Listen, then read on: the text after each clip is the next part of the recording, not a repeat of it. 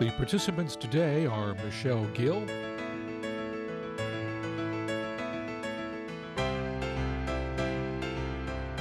and Max Croft.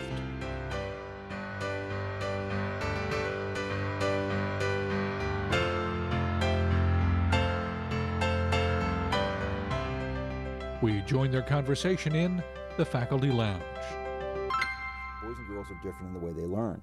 And from the 60s and the 70s, what this book suggests is really the balance has gone the other way. When you look at test scores for girls coming out of elementary school and junior high and into college, you see there's a bump that happens when they're about 7 or 8 years old, where suddenly the girls are learning faster than the boys, and they're starting to get the better grades. And at the back end of this, when you figure when they go into college, who's going into research? Who's going into those things that are going to propel us into the next 100 years as well, too? And they're seeing a lot of effort that has been spent on young girls. Right. And this book suggests that it's to the detriment of young boys. So when you talked about belief systems, how do you feel about that? Well, that's that's another issue that's ripe for looking at teachers' expectations versus what do they expect from boys? Yes. What do they expect? Why do they expect boys to sit so still, so quietly in second grade? You know, right? Maybe because they see the girls doing it, and generally teachers at the elementary level are generally female, and generally they want well-ordered classrooms. That's another belief system. Remember, I'm interested in this problem-solving aspect of education, and problem-solving in classrooms is no easy. And one of the problems teachers have is they want their classrooms to look orderly. It feels a little bit chaotic to have all that noise. It doesn't feel like the schools they went to. So one thing to think about challenging their beliefs about is that maybe learning doesn't have to look quiet. Maybe learning can be a little bit noisy. Maybe students can be getting up and touching things. One of the things I did for my 5th graders, probably one of the best things I did, is I structured my reading and writing program around these workshops, and my math program too, because I was a self-contained classroom for the most part. And so we would do some straightforward multiplication tables and some didactic lessons, but then we would have 2 weeks of like a geometry lab where they would just come in with their notebooks and go to a center.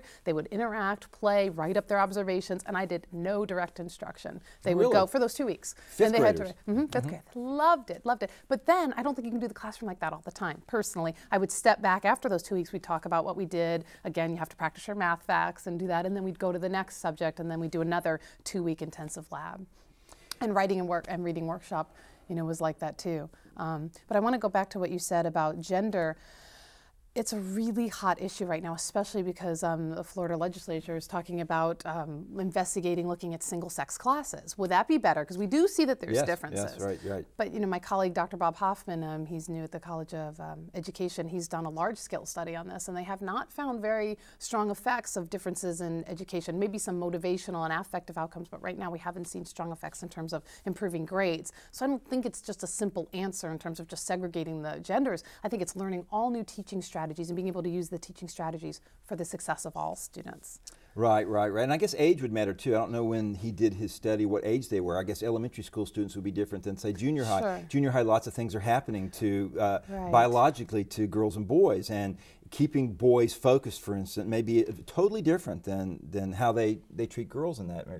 But also when you talk about belief system, another thing that I thought about too is some of the problems in our society, I think, or at least certainly this book, The Wonder of Boys that I'm talking about, suggests is that in the way that we handle our students, our young students, has an effect on what happens in our society. We're looking and we're seeing there's a lot of single parent families. We're seeing a lot of boys who don't take responsibility necessarily. They're girls too, but certainly. And how do we change that? What are we doing that's encouraging that? What are we doing wrong? You know, he talks about a circle of teachers in your life. The first part of the circle is your immediate family, the mom and the dad, the aunt, the uncle, the grandparents. And there's sort of a second circle which include teachers, mentors, coaches, things like that. And then there's sort of a third circle which is about our community and how we interact with our community. Sort of that seems to be falling down just a tad as well too. I know I'm talking a lot, but even if you go into mythology and things like that, I mean, Joseph Campbell stuff, when you talk, we don't have enough myths now, I think he suggests, that ground our young boys and girls, and that's why we might have people finding what they need in gangs now instead of in the family. How does that belief system change, and what you're doing have to do with that as well too? Well, One of the things that Neil Postman talks about, I told you that I really like his work, is that right now we don't have any current myth or story that animates education. There used to be, there used to be things that, the myths and things that, or even just ends of education everybody used to buy into this is what education does. But right now it's just to get a job. That's not very inspiring for our students. That's right. Especially when they see the work world maybe not being as open to them as maybe it was for their parents, because of the current diversified economy. So what are the stories that could animate our students? I know Montessori does it in a wonderful way. I know you sent your boys to Montessori school, and I just recently completed a book review about a good book by Lillard looking at Montessori, like looking at the psychological research to support Montessori. Montessori hasn't been given the academic support that other research theorists have, and there's a lot of reasons for that. But what she does is she teaches, when it comes to elementary school, she animates, I don't know if your boys stayed in long enough to do this, but she animates their discussion, which she calls the great stories. So like the story of creation, and she'll reenact like the, talk about the Big Bang, or talk about, animals and what it was like, and she'll use drama and theater. I know, again, I was talking to you earlier about your interest in theater and how that could, be a kind of pedagogy there, to get students engaged, to think about our lives, not in just this kind of mundane way, but to see these stories that animate us, like the discovery of number. She makes it sound like just such an adventure. And it is a story, and it is very fascinating how number and how did symbol systems develop, as opposed to just, or today we're going to study, chapter 1 of page 3. Right. And I do think we learn through narrative. I do think that's really important. So again, that's about belief systems. What is the best way to teach? What is an appropriate way to teach? Is narrative a viable means of teaching? And I think one way to do that is to show teachers that it can work. Maybe showing them other teachers using it. What does it look like for them? How do you use this kind of thing in your classroom? Well, and as when we spoke earlier, we talked about this breadth of knowledge versus this depth of knowledge. Right. And, I come from the digital media side of things. And more now, it seems people are putting down books and turning on a DVD player to learn, or they're going onto the internet and see their time needs to be rich in media, it seems. There were people that will argue that that's probably not a good thing. We should go back to the disciplined way that we learned in the past. And there are other people who argue that, no, this is the reality of the way students learn now. This is how they learn. We can't ignore that, and we need to include that. So when you talk about the Montessori teacher that tells stories, that's great. That too is an oral tradition that's been with us for a long time. Right. But what about those teachers that try to use computer programs to teach, or animated stories to teach? How does that change? I mean, certainly that's a change in belief system, I would guess, on what was effective. Right, and it's narrative. So it's whether you're speaking or you're telling the students a story orally, or they're looking at a computer program, or you're just this wonderful history teacher that can integrate clips from different documentaries to present a point. I think the underlying theme that connects it all is narrative, just some kind of meaning. I don't think our schools are structured based on meaning. Yeah. What is the meaning of all this? How does it all fit together? I think we're hardwired to look at meaning. I mean, there's neuropsychological evidence that says our brains are always searching out for what's the meaning here. Is it beneficial for me? Is it not beneficial? Just these quick kind of implicit processing all the time. And I think students are doing that in schools. But the one place they don't find meaning is often schools. It's just kind of work piled upon each other. And maybe the only meaning, like I said earlier, is just to get a job. That's not enough. That's not rich enough. We're born storytellers. We're born meaning makers. We're born philosophers. And if we don't tap into that, then I think we're going to lose a lot of interest. And digital media, I'm not going to argue whether print books are better than movies. I think both are really good. But what I'm arguing for is that narrative, what needs to animate our classrooms. And so however many ways you can bring that into the classroom, the better. And I think the students you're teaching have a great role to help the students that I'm teaching. The kind of collaboration there could be immensely beneficial. Yes. There's a lot of work over digital media. There's a lot of instructors who are saying, our students play games. Right. They love games. Right. So how do we involve education as part of that? I know we talked about Tusi earlier. I know he's involved in that. There's other members of our faculty at DM who are doing that. There's lots of grants and research being written, going into public schools, trying some of these things out, and create a game environment that will teach students about narrative structure and about character archetypes, for instance, and how they do that in a play game. I would like that. That's not a question, but if you'll hold on to that for a second. When we talked a minute ago about the difference between girls and boys learning and how they're hardwired absolutely differently, when we say or we know or we discover that boys move through space differently. They have to get their information differently. You have to tell them 4 times before it's going to actually stop. Yet if you stop them and put it in their hand, they get it.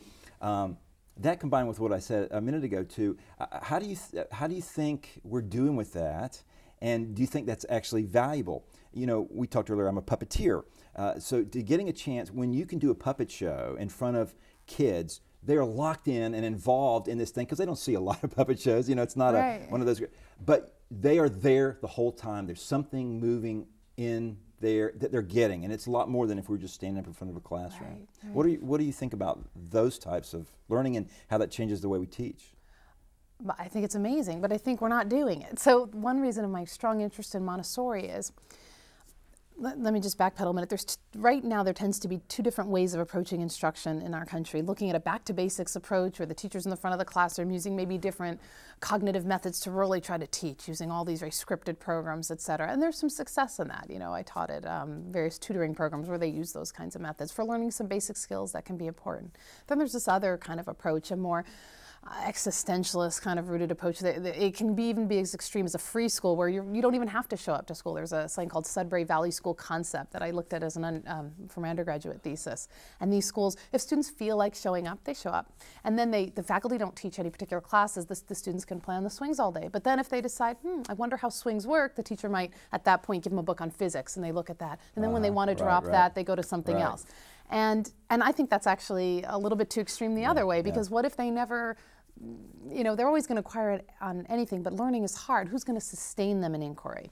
So something kind of more middle of the road. And when I found Montessori, I found this is amazing. She gives students freedom. Students are allowed to explore, but it's not just explore anything. The curriculum materials are designed from Montessori's extended scientific observation of children, of what interests them, what kinds of questions are relevant for their age level, what's important to them to do. And she sets up the classroom such that there's a 3-hour block of uninterrupted time for students to engage in the material. They can put it away and choose something else, but they can only choose lessons that the teachers demonstrated to them and modeled how to use. They can't do anything they want with it. They can't make the blocks superheroes and Power Rangers. They have to do, so there is some limits on their freedom, appropriate limits. Not so much that it's this like kind of factory model of education that students feel like prisoners where they have to do these strict worksheets. There's certainly appropriate choice.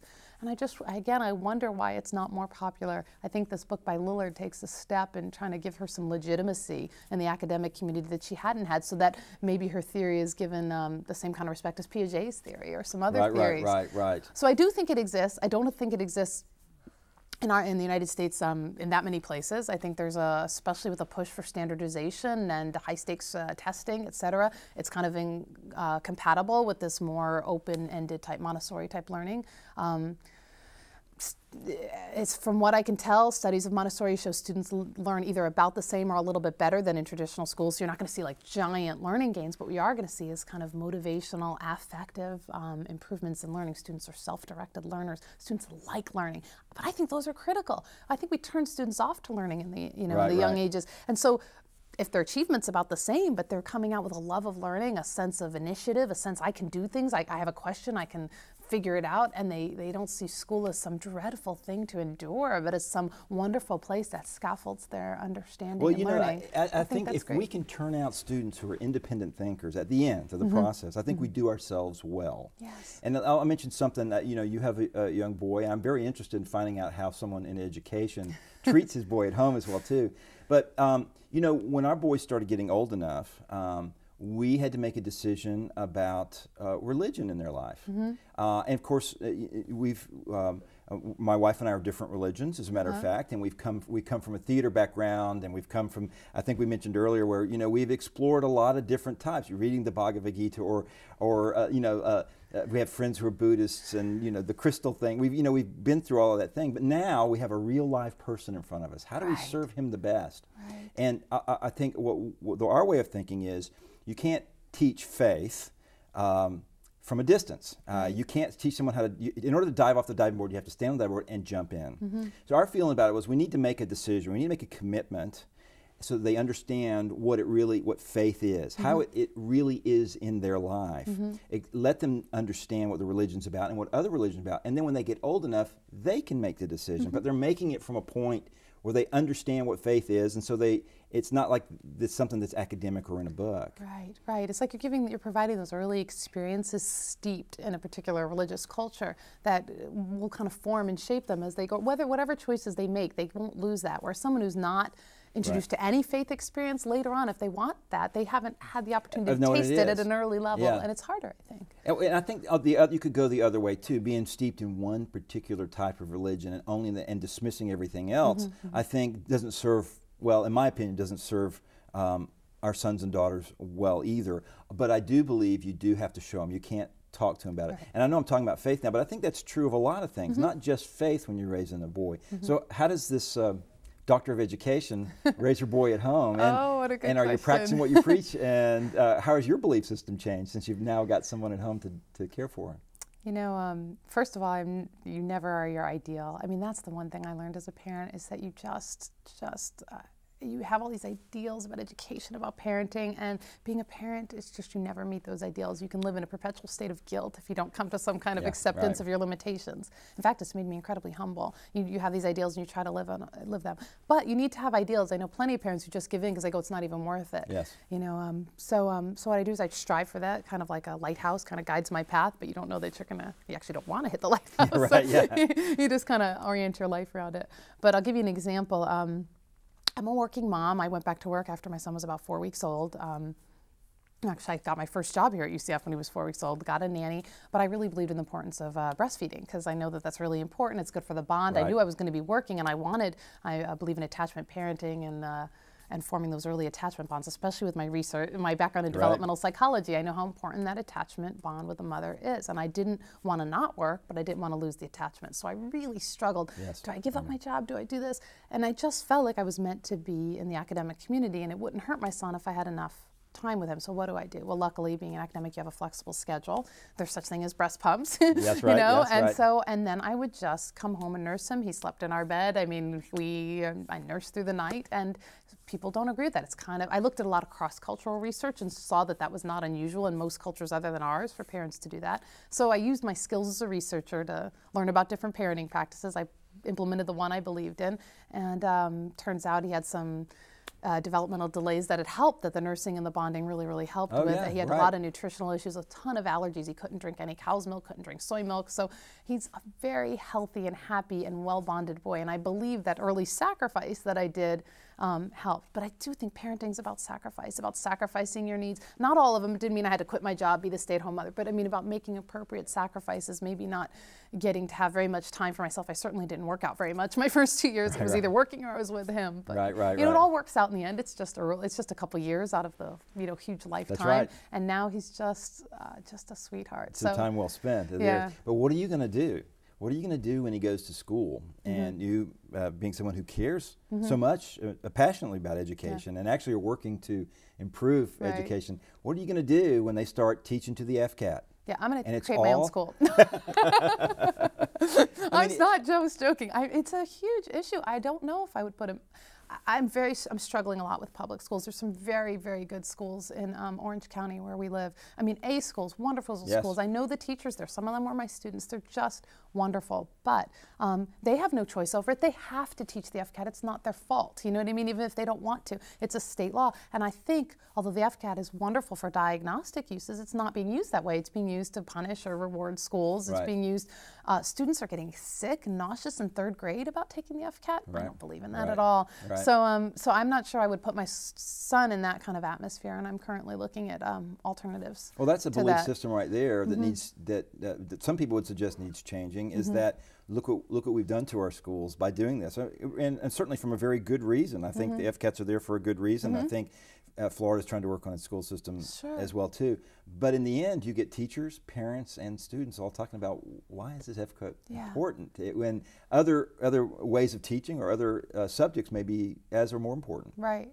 It's weird because a really good idea that's conceived often gets implemented in such a way that just turns out to be just not ideal. And like I said, it's a good diagnostic school. We are losing students through the cracks. There are students being promoted who can't read. I mean, it's horrible. So to identify those early and provide them with all kinds of resources and extra help and tutoring and summer school programs to kind of, level the playing field, raise them up, wonderful, wonderful. But just use it in a punitive way without providing support services for students, I think is wrong. And some students do better, and some schools do a better job with that than, others.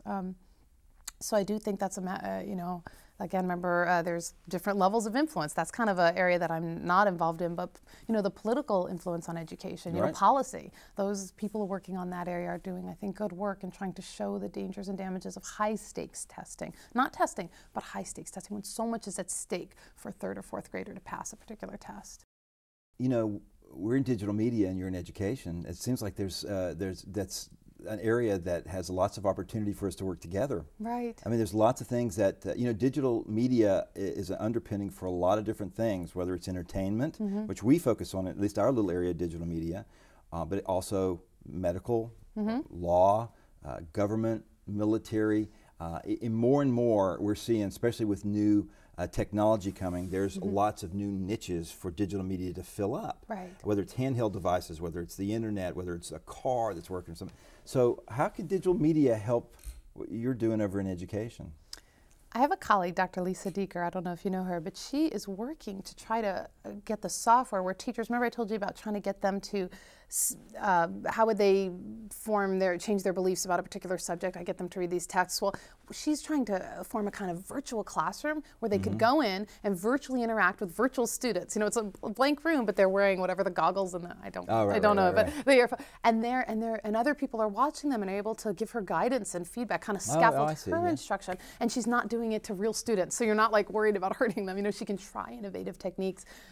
We can look at her patterns. Is she only calling on the quiet students, only calling on the girls? Is she, providing appropriate? I think that's one kind of application of digital media. For me, what I'd love to see is entertainment type modules, entertainment type packages that teachers could play and get engaged in that would question their beliefs about teaching, maybe get them to, watch this teacher, how she teaches this lesson, watch this teacher, watch this teacher. Okay, what would you do in this circumstance? And actually play some kind of game that allows them to try, and these are what's going to happen, almost be in a virtual world where you're trying these things out, like SimCity is. Sure. Build your own classroom, sim classroom. Right. and see what happens and see who drops out and who does this because of choices you made. That's one thing I see on the teacher education level. For the student level, I think there's some really good software out there. I think there's also some really bad software out there that's just trying to teach them, just straightforward. Again, it's just like taking traditional teaching and putting it on the computer, just straightforward. Do your math, do your worksheet, but just do it on the computer. There's so much potential, so much more to do there, to do it. My one program I tried, and I don't remember the name of it when I was a 5th grade teacher, was a navigation type program, and it was in the context of a narrative of sailing a pirate ship. I had my students in groups. One was the navigator, one was in charge of food rations, one was in charge of weather, I think one was the captain, and they had to all meet and make decisions, and they were only given access to the computer program at different points, like they each had their certain tasks. So if one didn't show up or one wasn't doing his part, the crew died because they didn't have enough rations. They loved this program because if they all worked together, their ship would sail across the sounds like a good message, Now that's an innovative use of software. That's an innovative use of digital media to, they were taught navigation skills, they taught math skills, they were taught a lot of things. It wasn't just a worksheet on a computer. And certainly team building as well too. There's a really nice book called Hamlet on the Holodeck that I've read. And again, we were talking about the difference between girls and boys and how they learn. And what this does, it's a really cool book in that it looks at the game industry, how we approach games. And we talked before about how I talk to my college students about how they feel about making shoot-'em-up games and you win by killing somebody or throwing a grenade. What we talk about in our classroom is what's the difference between a game that's made for boys and the game for girls, because they certainly interact with their worlds differently. And the title comes from the fact that on one of the Star Treks, they had a female commander, and when she went to the holodeck, her virtual world was this Victorian place with a fireplace, and it was a love story, and it was all about, and what this book was making a very good point about was as soon as we get more female game owners and people who create our content, we might see a whole different type of gaming world. And so instead of about going and seeing how many people, terrorists, we can shoot with the gun in order to get it as light, it may be an experience where you can go in and make a Victorian or a Roman situation or something like that. how do you feel about that, on how we use technology to teach girls and boys in the ways that are appropriate to them to learn? At certain ages, it's different as well, too. Right now, most of that software is for boys. It is, I think. So people say, well, girls aren't using it. That's because you're not creating it. That's right. Create it and they will come. So why is that? Again, I think it's because people go where they think the money is, and boys are just avid video game users. You'd have to create it with a different paradigm, a different belief shift about what girls, you wouldn't want to be a game that they'd have to be at it for long hours a day. I don't think girls like manipulating things. And I want to backstep again. We're talking as if these gender differences are totally biological and engraved in stone. Research is not decided about that. Some of these say that there are some differences that are definitely hardwired, and there's a whole lot that's engendered by the environment. So I don't want to make a causal claim that it's environment or biologically driven. I think it's a little bit of both. But regardless, girls in our society today tend to not want to spend as much time at the video console. So it would have to be something that was engaging for them, something that they could come to and leave. Not something that would take 10 hours. Right. And probably not with a whole lot of violence. But still, intriguing, puzzle-oriented, problem-solving. Those would be really good didactic tools. It's going to be really curious, especially over the next 5 years. As I know, our program is most likely like a lot of other programs. We are graduating more and more women into the industry. I was going to ask you, do you have women? A friend of mine, Mary Kay Hazley, who used to run the Disney studios in town, was telling me when they hired people that they had a really hard time getting women to interview for the jobs. There was just not. It's not that they didn't want to hire them. It's just that it was maybe an occupation at that time that they didn't feel like was theirs, or they didn't have the training for. We're seeing more and more of that now, more and more. I think in our program it's about half and half of girls and boys, or young professionals. So maybe women will change it just by virtue of them being there, the creators of the program. Well, I think the games too, it's not just young boys, but I think it's that group of men between 19 and 35 who like to go home and play on the, and we don't find that so much with, I don't believe, although I'm not positive about this, of women of the same age. I don't think they spend that much time on the computer. I think that's going to shift as well too, as more content comes their way, something that's more accessible, something that has more meaning in their life as well too. Have you heard of Second Life?